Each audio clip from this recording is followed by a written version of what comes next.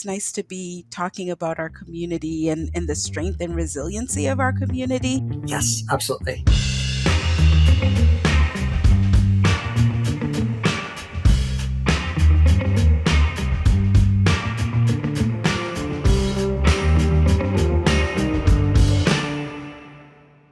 Could you just introduce yourself and tell us a little bit about Mount of Olives Community Center?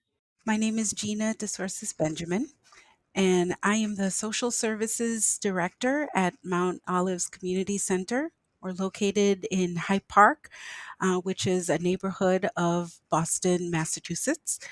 And Mount Olives Community Center, or as I refer to it as MOCC, our acronym, was founded in September of 2019, just before the COVID-19 pandemic.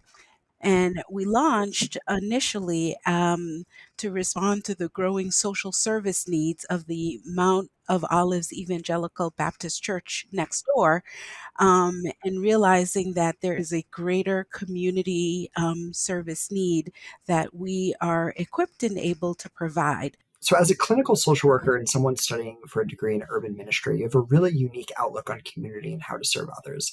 How does this background, as well as your own lived experience, affect your mission? This has been a labor of love. I am Haitian myself, born in Haiti. Came to the U.S. when I was little, and have wasn't really as connected with the Haitian community. But after the earthquake of January 12th, 2010, was when I really became involved in the Haitian community. And at that time, just feeling a need to help. And so I felt like I was really led to MOCC, and I was looking for a place where I can continue to serve my community. And we sort of found each other, and it was perfect synergy from then. Great. And can you tell me a little bit about how the center itself was founded? So the center was launched as a way to continue providing the social services to the members of the church, so that the church could then focus on the spiritual growth of the community. And as services expanded, there was a greater community need. And then in the time of COVID, it's really served as a pillar in the community, addressing such things as food security, bridging the digital divide within our community, still providing some youth services, but also mental health literacy. And now we're starting to embark on a space of workforce development, and that's with our various partners. So the partnerships have really allowed us to grow and build the center, so that it could become the pillar in the community as it is becoming. And we've talked about before, and I know you're getting into now also just this tension of trying to figure out where can we find kind of funding, what are the programs that we can offer as a result of what funders are willing to pay for, but also being such a community driven organization, how do we sort of meet the needs first and deal with funding later? And so I'm curious if you could just talk a little bit more just about that tension. We're getting funded for programs, but not necessarily for building our foundation and really, building the infrastructure that is necessary for us to continue on in a sustainable manner. And so it has been a challenge. So while it's great to have the funding for the programs, it's really been a challenge to have the infrastructure in place to be able to sustain, so that we're not crisis oriented and we're not a community-based organization that exists in the time of COVID. So what is our vision, and how do we sustain ourselves well beyond COVID, and ensuring that the impact on the community is lasting?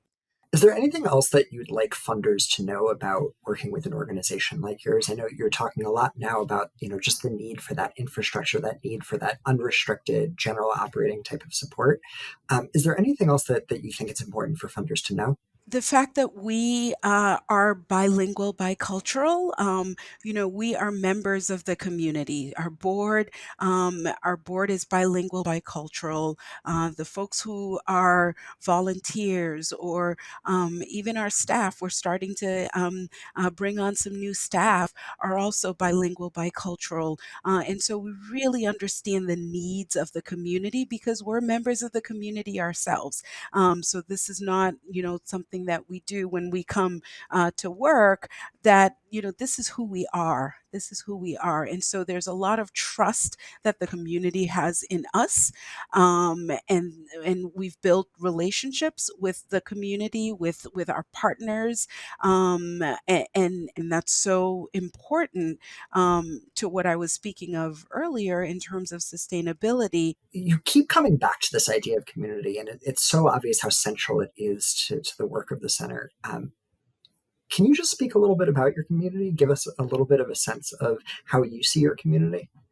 The Haitian people are strong, are resilient, have a long history of being victorious and triumph in spite of very difficult circumstances. We're the first Black nation to gain its independence. The slaves revolted and got independence, and that is something to be celebrated. But it's also with that has come a lot of challenges, and between natural disasters and political instability, our nation has really suffered. In spite of that, the people still hope that things will get better and work towards a better future in a better Haiti. And we are part of that. We hold that hope, and we are working towards that better Haiti.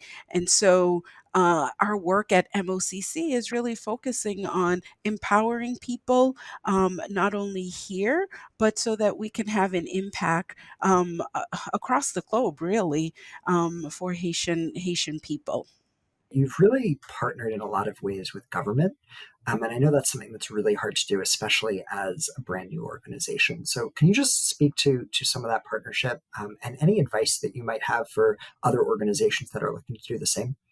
So we've been blessed to work with the city of Boston, state agencies as well, Office of Refugees and Immigrants, and so those came from having relationships, knowing that a grant proposal or a call for proposals came out, reaching out to the proper personnel just to introduce ourselves to them, and to hear what they're looking for in terms of what they're looking to fund, and really developing those relationships. It comes down to, we have direct access to the community. And so hearing the needs of the community and then hearing what these government agencies are looking for in order to support the work that is being done in the community by folks from the community has been key to our success in collaborating with government entities.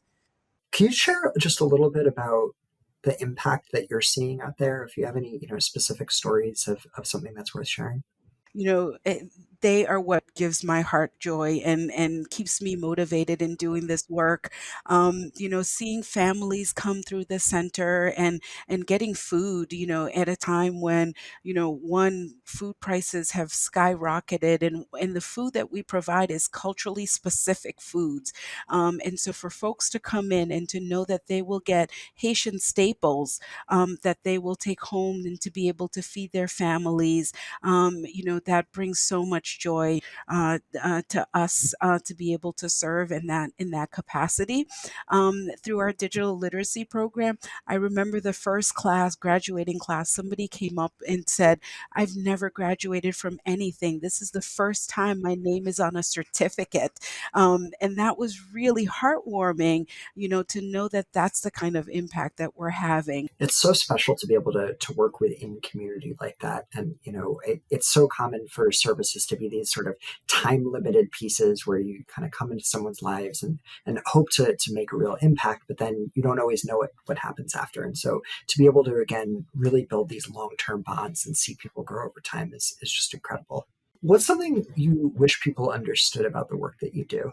When you're looking at an organization and you see, that needs are being met, that the community's being served, there's a lot that goes on behind the scenes. The recruiting and the maintaining relationships and the talking with partners and talking with funders and, the reporting, all of that behind the scenes work. It's very labor intensive and requires many hands. And people often think that we have a whole team, and we don't, because we don't have the capacity to build that team just yet. And trying to do the work, with limited resources, it's a tall order, but we do it because we are so committed, we're so dedicated, and we do it because it's a way of serving our people, and it's a service to God. For us, it's also a very spiritual experience that and we are humbled to be used in this manner, to serve in people's greatest hour of need. So it's not something that we take lightly. It really is an honor and a privilege to be able to serve in this capacity. What are your hopes for the future of this work? Oh man. Um, I think that really ties into, having access to the funding so that we can really do the work that is needed, and the work that our community deserves. To really see people go, and for us as an organization to go beyond survival to thriving. We want to see a lasting legacy. We want to see the youth engage in this work so that, as we get older and tired, that we can pass the baton to them. But passing the baton, of something that is strong and vibrant, and continuing to make a lasting impact, and for them to take it to the next level.